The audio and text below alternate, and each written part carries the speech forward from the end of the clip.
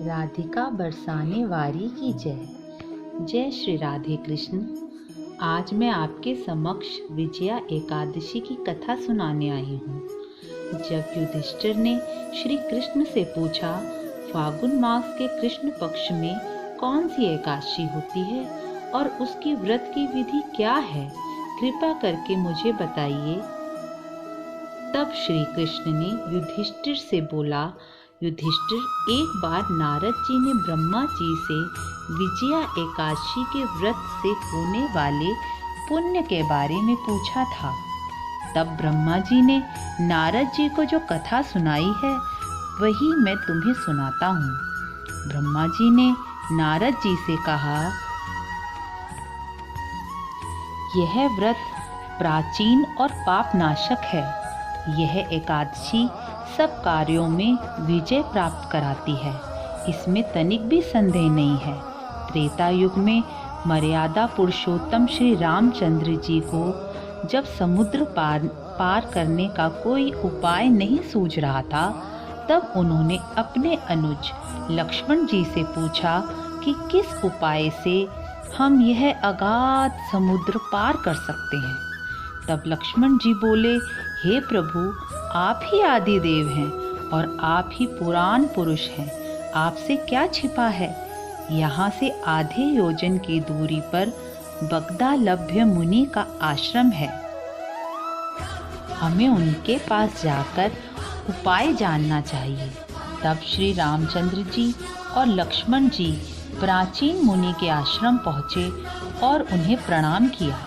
और रामचंद्र जी ने मुनि से कहा, हे ब्राह्मण, मैं लंका पर चढ़ाई के उद्देश्य से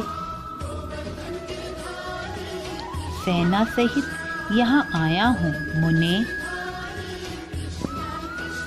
अब किस प्रकार समुद्र पार किया जाए, कृपा करके बतलाइए। तब बगदालभ्य मुनि ने श्री राम से कहा, फागुन के कृष्ण पक्ष में जो एकादशी होती है उसका व्रत करने से आपकी विजय होगी। निश्चय ही आप वानर सेना के साथ समुद्र को पार कर लेंगे।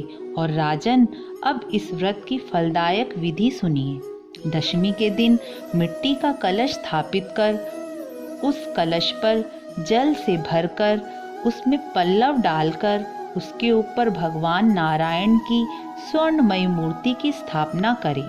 फिर एकादशी के दिन प्रातःकाल स्नान करके कलश को पुनः स्थापित करें। माला, चंदन, सुपारी, नारियल से उसका पूजन करें।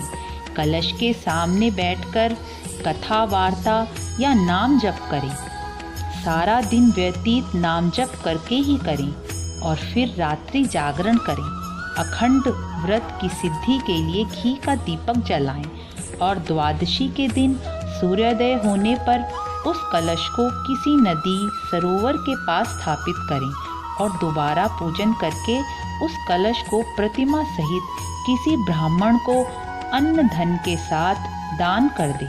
आप इस विधि के साथ एकादशी व्रत कीजिए, आपकी विजय होगी।